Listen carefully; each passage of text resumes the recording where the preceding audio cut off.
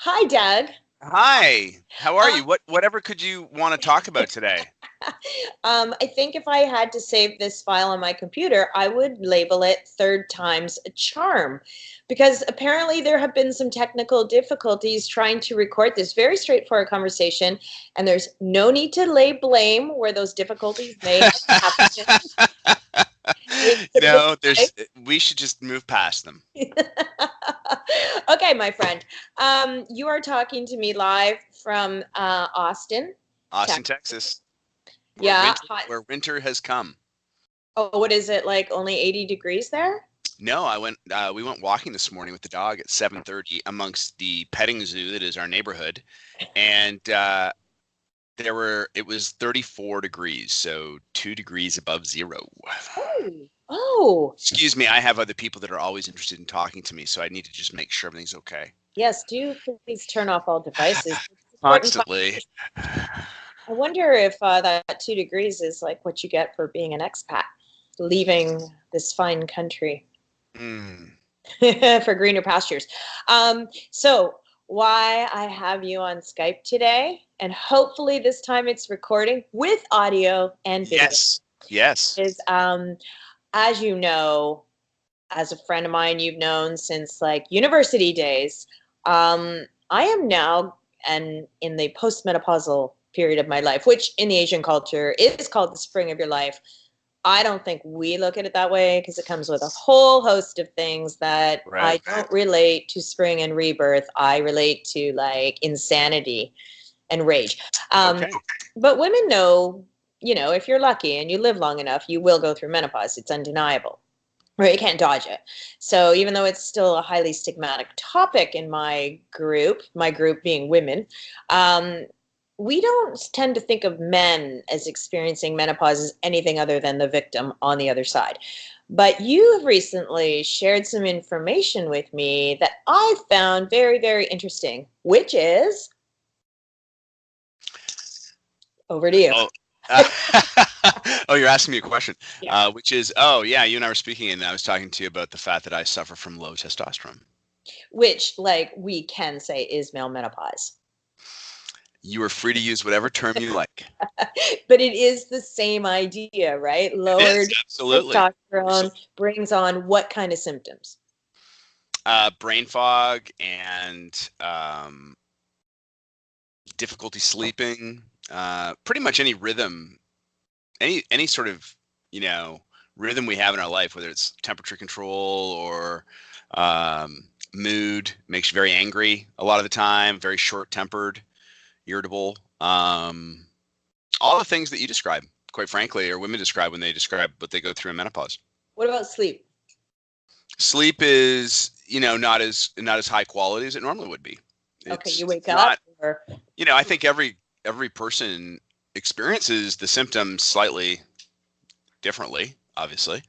I didn't have as much time with sleep, but I can sleep anywhere, anytime, ever. okay. Okay. Um, You don't suffer from sleep problems. no, mainly because I traveled for so long all over the world, constantly, constantly, constantly, that you just develop a skill of being able to fall asleep in any position, and anywhere, in any time zone. So that's fine. But the other stuff, yeah, absolutely. I mean, I couldn't remember what I did in the morning. Okay. And so what made you think you should go to your doctor and check this out? Well, my spouse Because women know best. made it pretty clear that I was an unappealing person to be around. uh, and and I was noticing that my memory was just horrible, and that it wasn't due to lack of sleep. It wasn't due to anxiety, stress, or any of the things that you'd normally associate with. Had been like this for a little while, and it was noticeable by myself, so it must have been noticeable to others. Right. Okay. And so you walk into your doctor's office and what happened? I described the symptoms we just talked about, and he turned me, oh, you have low testosterone. We need to test for that. So he It did was blood like that simple. He didn't even test? blink an eye. It came out of his mouth before I'd finished talking. Um, and I'm like, really? He says, oh, yeah. I said, like a third of men over 40, or a quarter of men over 40, 25% roughly, have low testosterone. And it's upwards of 50% by the time they're 50. I'm 50 years old. So, um, so it's you're in the numbers, and all the symptoms you're describing are exactly that. Okay. And so what did he tell you to do? He told me that I had to take a bunch of blood work. So they needed a test for the low testosterone, which is actually kind of difficult to do. Endocrinological tests are complicated because they're measuring hormone levels, which fluctuate naturally anyhow, even when your levels are normal. Yeah. You may appear to have low testosterone when in fact you don't. So I had to have about 5 blood tests taken at various times of the day over a period of time. If I remember, it was about 5. And then they take those results in total, and an endocrinologist looks at them and measures your levels. Well, in my case, it was absolutely staggering because men's total free testosterone should be for normal is somewhere between 400 and 800. I think it's parts per million, or some rate in 400, 800, and I was at like 60. Okay. Consistently. So that's pretty low. Yeah. Okay. And so what do you have to do about that then? Like, is this diet controlled? Like, just Diet is not online and Google that stuff, or what? What did he say? I could go, well, he just basically gave me some options. He said the good news about it is it's very treatable. And I'm like, okay. And he said, basically, you're going to have testosterone supplements, and you just choose how you deliver them. You can have a topical cream. There's several pharmaceutical solutions that come ready-made. One's called Androgel. And it's a pump system. You pump it on your hands every morning, and you just put it on your body wherever you want, where it can't touch other people, preferably. So you wouldn't coat your hands in it, for example. Yeah. But it's because it's very transferable. But that's one option. The other option is injections. So you can do steroid injections or testosterone injections every 2 weeks. Sometimes every month, depending on what your dosage looks like. But there's side effects to all of these things. There's like pluses and minuses to all of them. Daily application for the cream is a problem. I forget some days, and not that that's the end of the world, but it does have an impact. The beautiful thing about an injection is you give it to yourself, and then 2 weeks or whatever your dosage rate is, you just have another one, and it's just kind of continually keeps you going. So you feel back to normal, or what? Absolutely, 100%. Like back to normal pre-male menopause, or like 20-year-old Doug? Pre-menopause. Pre-menopause. Okay. We're using that. I'm going. Yeah. I mean, obviously at 40 years old, I was actually diagnosed with this when I was about 45, I think, roughly. But I'm getting some really good, like, you're freezing a lot on my screen, and I'm getting some really good, like, screen caps where you're like moving and you go like this. Like, it looks nice. going to be good on video. It's quality. The kind of quality I like to deliver in an interview. I don't even know what you asked me now. See, you threw me off. See? No, it's male menopause. You just forgot. Yeah, that one worked. Wait till you see this. Okay, so the creams are topical, or you can do the injections, but you opted for the cream. I did, yeah. Just because the injection has a side effect that didn't appeal to me. And I've talked to some guys that do the injections, and that is that it's a really large dose of testosterone all at once. And so you get this peak, and then it levels out as your body sort of absorbs it, and then it carries it through the term of the dosage. But there is this lift, and I've had some guys say to me that it can be unpleasant. The first day or the first half day that you're on it, you can feel pretty jumpy. It can affect your mood. It can sort of highlight some of the issues that you're having. It can exaggerate the symptoms briefly, but then it settles in. Of course, they love it because it's like one and done. Right. Put a shot in your butt and away you go. You don't have to remember. And it goes in the butt? Butt or the thigh. One of the two. Dead easy. Yeah, dead easy. I could never do that. So sorry, I do remember where we were. See, little menopause kicking in there. You were saying you don't feel like a 20-year-old, but you were diagnosed at 45 with this? I think it was 45, yeah. Okay. It's been about 5 years that I've been doing this. Oh, okay. So you noticed, like, you feel back to normal, as in back to what? Before? Back to a healthy 40-year-old guy. Okay. Well, in this case, and that 50. means, like, sleeping better, feeling better, remembering. Sleep great, memory's back, crankiness is gone, sort of back to myself. I feel more myself. Right. Okay. Yeah. Probably the same thing that women feel when they're on hormone replacement therapy for the brief amount of time they're allowed to be on it. Now that's how you feel. Do people around you feel like you're back to normal, or? Oh yeah, yeah, Yeah. yeah. My spouse was like right away, just like, oh wow, that worked. Yeah. Okay, I'm really super curious about a few billion things on this topic. Okay, let's All talk. right, let's Let's start talk with. turkey. All right. So first of all, you said I talked to some guys about this. Yeah, Um, I want to approach that with some slight envy because, like I said, women hate talking about menopause. They hate even admitting that they might even be close. You could put like them ton of women in a room, be like smoking hot in there. No one's going to admit they're hot because they don't know if it's the temperature or if it's their internal core heating sure, up. sure. So, women, I believe, don't like to talk about menopause because we relate it to being old, and we relate age and being old to being irrelevant, Yeah, unattractive, invisible. yeah, So, yeah, of course, we're not going to align with something that, brings us down that road. And I feel like we are our own worst enemies because we tend to shame each other. Like if we bring up menopause at a party or something, we get shushed or the eye roll. Oh, not this again. Like, yeah, like, yeah, oh, gee, I'm so sorry. yeah. My Oh body. look, it's Oh, the menopause girl. person talking about that thing that I have that I don't want to Oh, talk about. yeah. Oh, look, it's that person going through the natural aging process. We should shame them.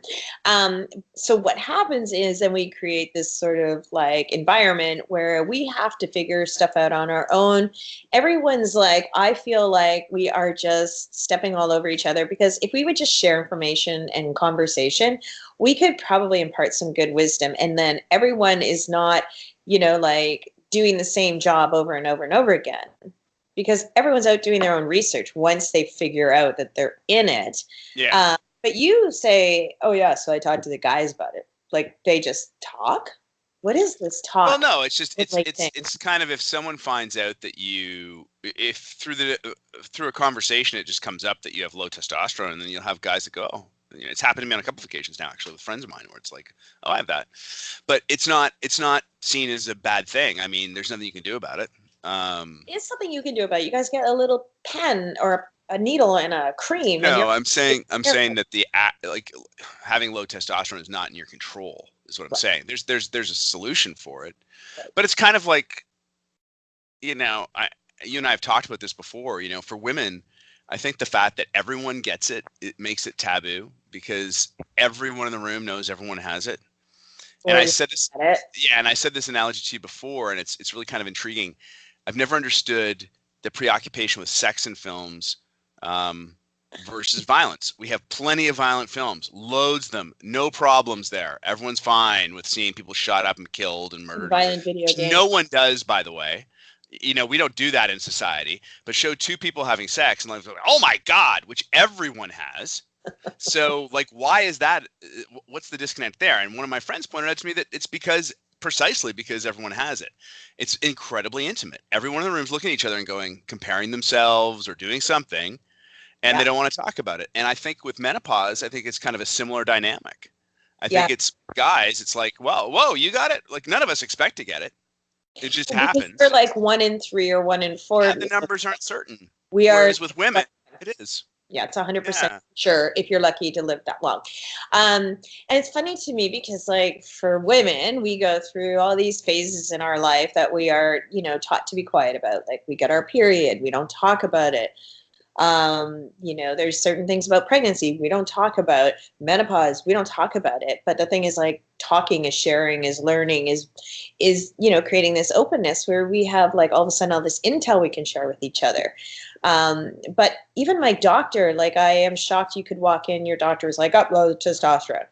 And my doctor is like, well, you might want to like go online, see what supplements you should take. Like, we only have 15 minutes for this important appointment. Like, we can't cover it all here. So then I went back later and she's like, oh, you're done? Like, you haven't had a period in a year? Yeah, too late for HRT. Good luck with Woo! that. Dodge that bullet. Go see Dr. Google now.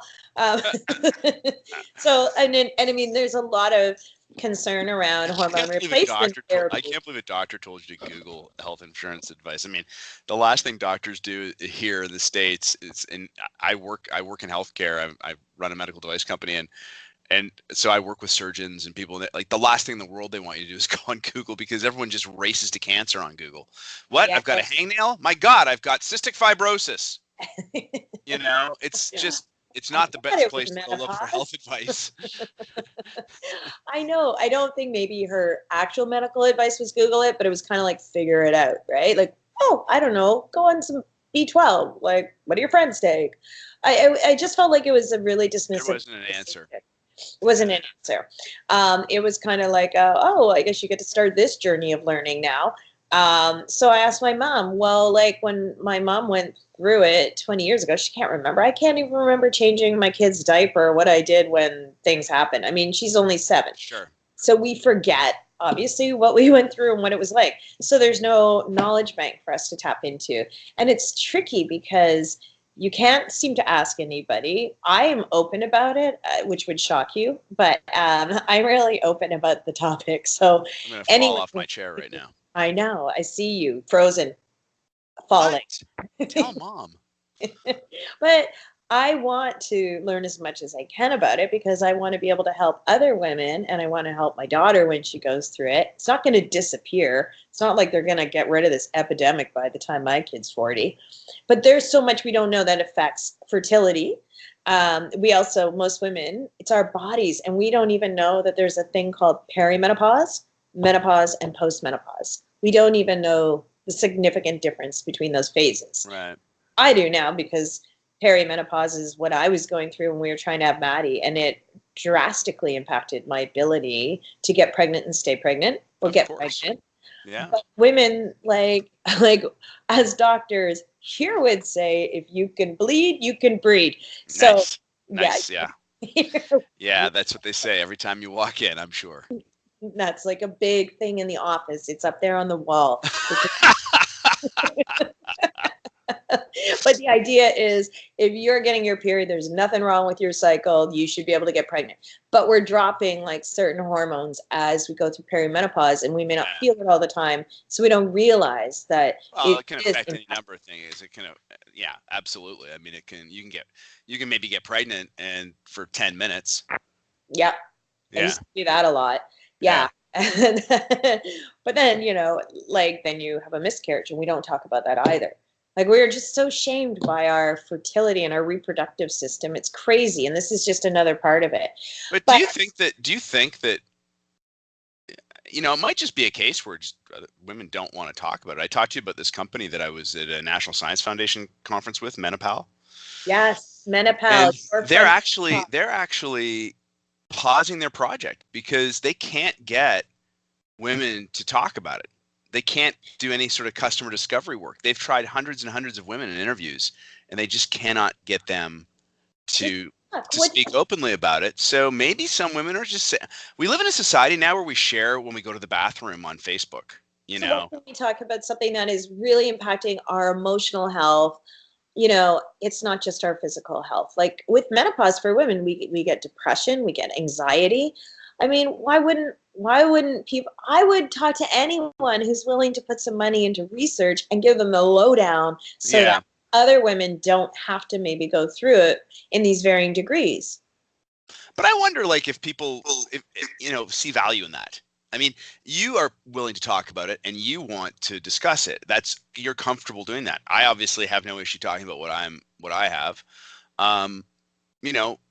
But not all women, they see it as an intensely personal thing and they don't want to talk to the people about it. So do you create like some sort of a group that's a support group that people volunteer to join because they're willing to talk about it? There's or do you Facebook groups where women do education in high school and stuff like that? Is it part of the sex ed curriculum? I mean, do you really want to talk to young people about the end of their fertile period of their life before they've even been in their fertile period of their life?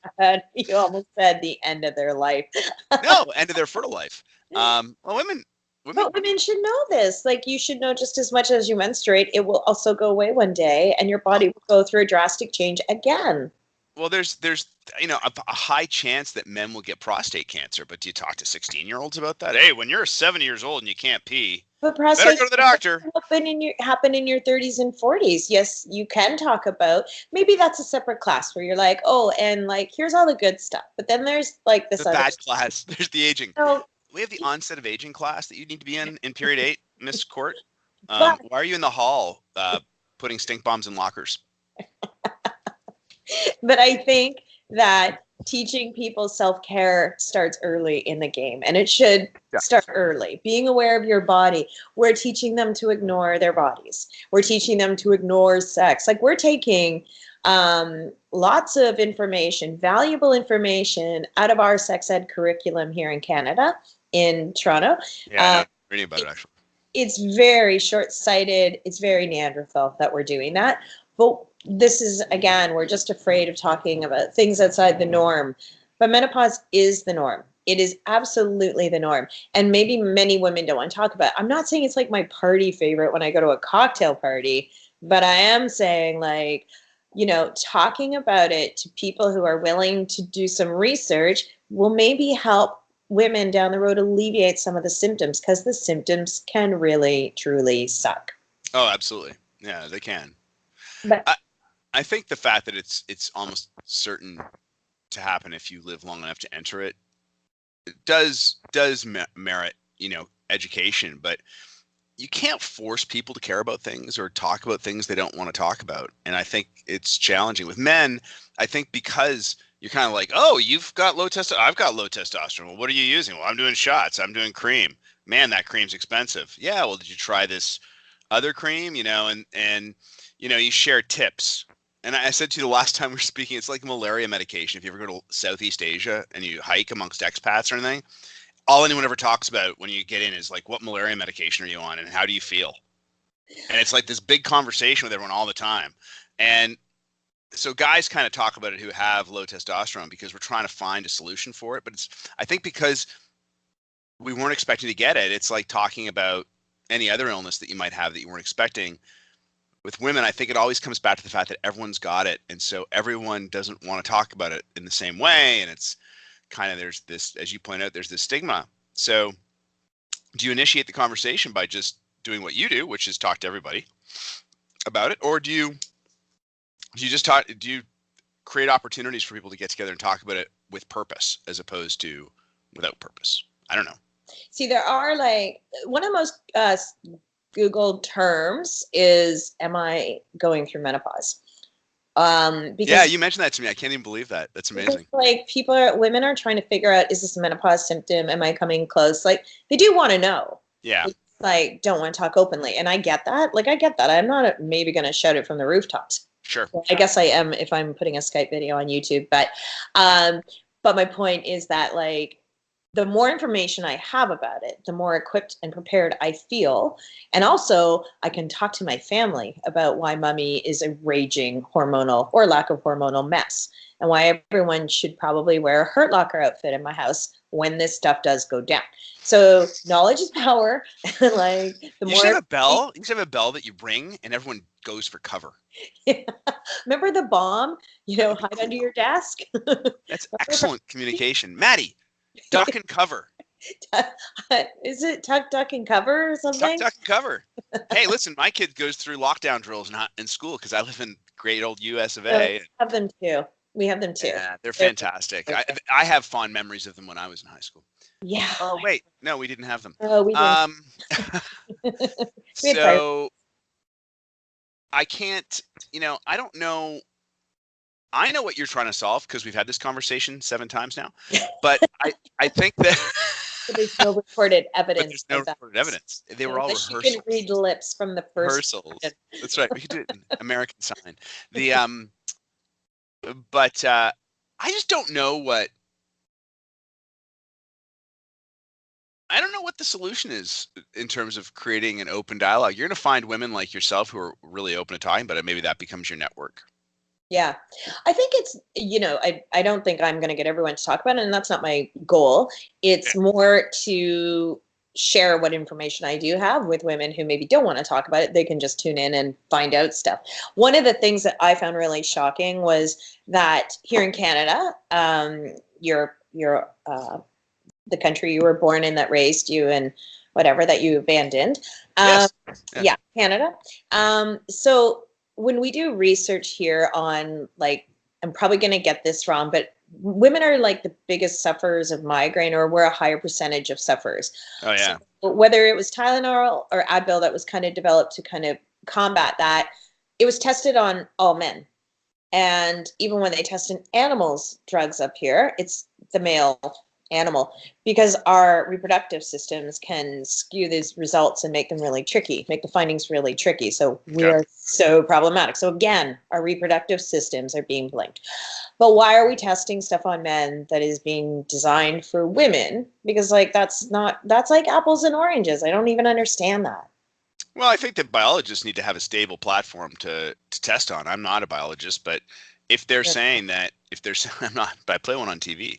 Um, but if they're saying that they can't get consistent and reliable results from women because of hormonal irregularities, I mean that's science. No, I It's not know. an argument. It's not like someone's not doing it to be difficult. They need something that's stable. What I'm just saying, I guess, is that I don't feel like in the menopause area, especially, there's a lot of information for us. And if there is, it's kind of hard to find. You do have to do your own digging. And Yeah. um, I think women I've talked to who do talk about it, we all have differing um, information and results from our doctors. There's no tests. And we're all kind of in the dark together. We're all trying Yeah. to figure it out. We're collaborating with what information we have. But it's frustrating because, like we do want to know what's next and what's out there and how can we relieve some of the symptoms. I just don't feel like there's a lot of that intel out there for us right now. But I mean, I can, like, obviously the differences between men and women and our reproductive systems make us unstable. But, you can just walk into your doctor and before you even finish your first sentence, he's like, got you diagnosed. Here's the treatment plan.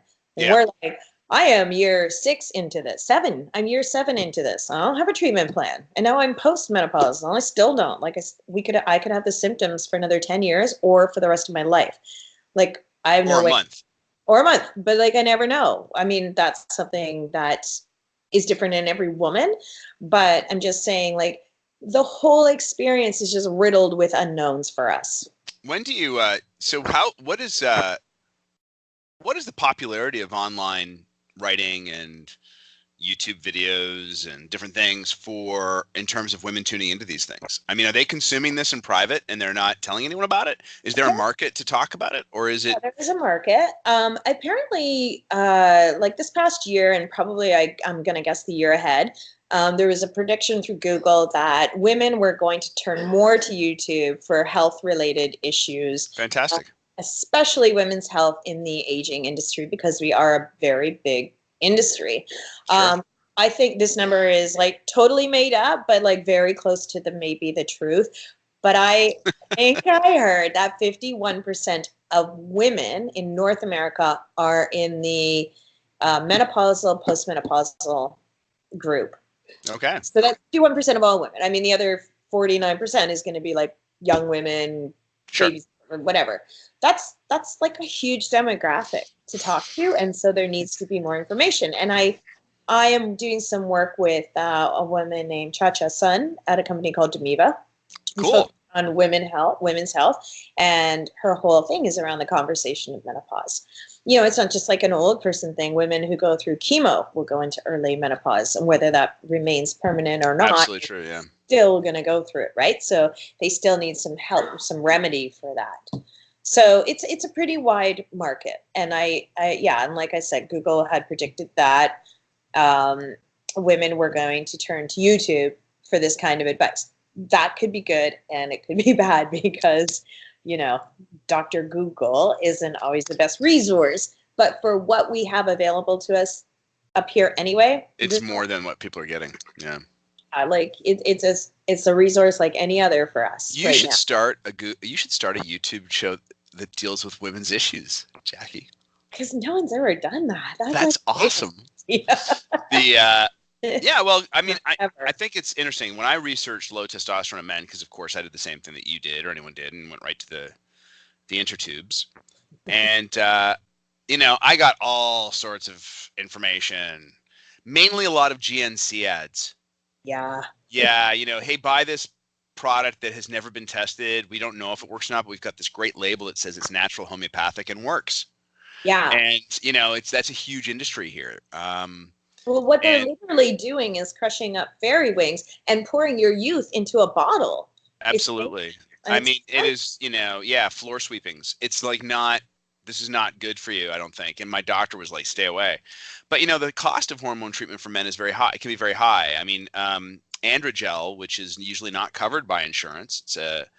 It's a product of Kaiser. I think it's Kaiser, or it's GlaxoSmithKline or Pfizer. Pfizer, actually, I think. covered the major. They that treatment's $950 a month. And does your health care cover that? No. Wow. No. In fact, like gold star private health plans, which you're paying like $30,000 a year for your family, don't cover it. Because first of all, testosterone's a controlled substance. Every time I pick up my stuff, I have to show my ID because, bodybuilders want to get their hands on it. There's an illegal market for it. And so, I guess the insurance company's point is that, well, it's not life effective. If you have low testosterone, you're not going to die. So we're not going to cover it. And they see it as kind of like a vanity piece. So you're looking at $950 a month. Shots are like $40 a month. So you can see why I go to shots. And then my urologist actually sent me to a pharmacy here in Austin called People's Pharmacy. Shout out to People's.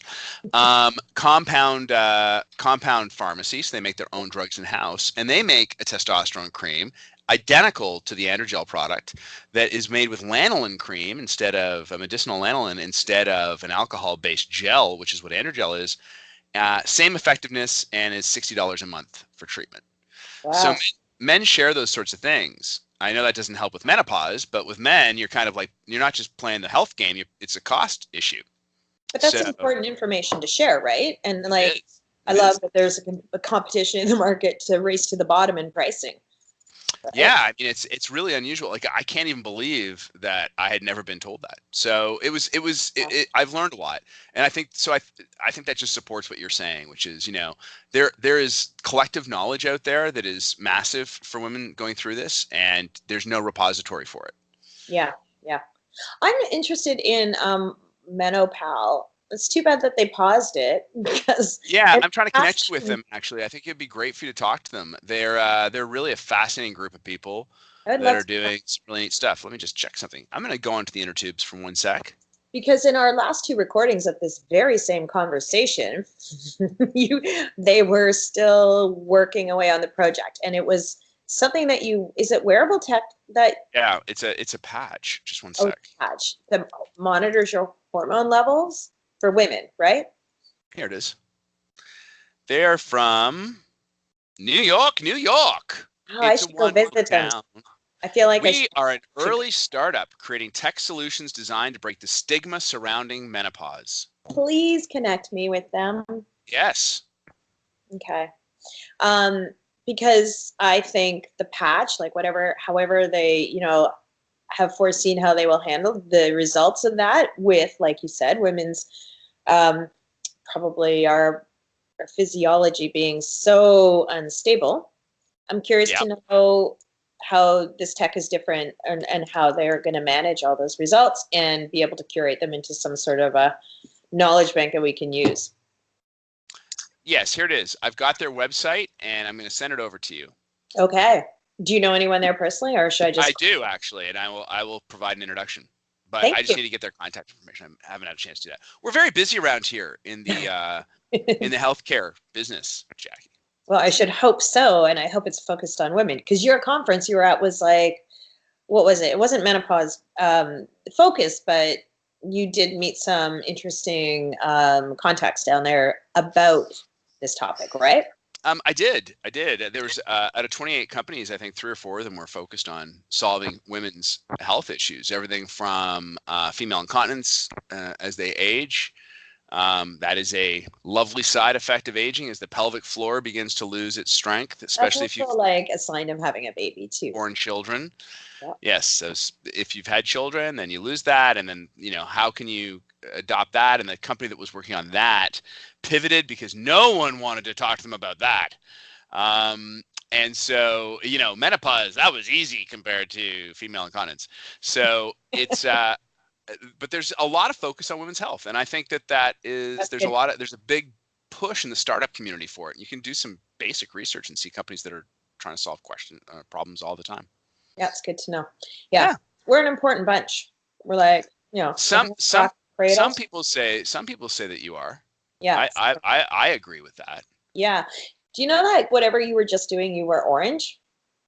Yeah, well, I'm looking at the menopause website. It's really exciting. It's pink, and here, look. It's making your face turn orange. Very Trumpian. Very like, where'd you go? Where'd you go? I'm showing you the menopause size. Oh. Did you see it? Oh, yeah. That's technology right there. Right there. Now I've got to get myself back. Yes. I don't want to share my screen anymore. Doug, this is our third try at this video. Do not. I'm getting advanced on you. I can't take it anymore. I can't. Well, I hope you will keep me posted on anything new you hear in the male menopause community. I will. Because I'm curious about it. I think women are shocked to know. Doug, what are you doing? Don't do stuff. Don't do anything. Don't do stuff to the screen. Can you see me? Am I fine? Oh, I can see you now. Can? Yes. Okay, good. Good. You know what? I just want to make it fun and exciting. That's my goal. That's my goal today. We are so close to having one final actual recording of this conversation. Don't miss it out now. I'm kind of enjoying freaking you out a bit. Yes, I will keep you posted, and I'll connect you with MetaPal. I think the big takeaway from me having these this is a 19-part series now, is that I blame Chris. Is that I think I've come to the conclusion that it needs to be more of a considered group that you need. I mean, I think my opinion is that, forming something that allows people to purposely talk about it, as opposed to talk about it because they happen to hear it come up in a conversation or whatever that might be, where there's purpose behind it, really would be, I think is helpful. I mean, I think that would also, you'd get buy-in from everyone that's doing it because they're there because they want to be.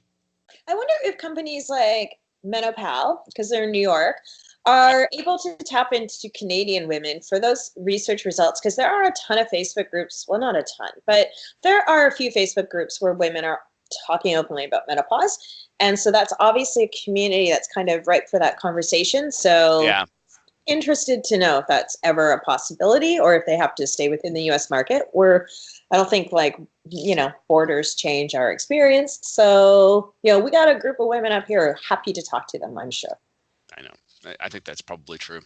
But thank you so much. We got nothing else to do.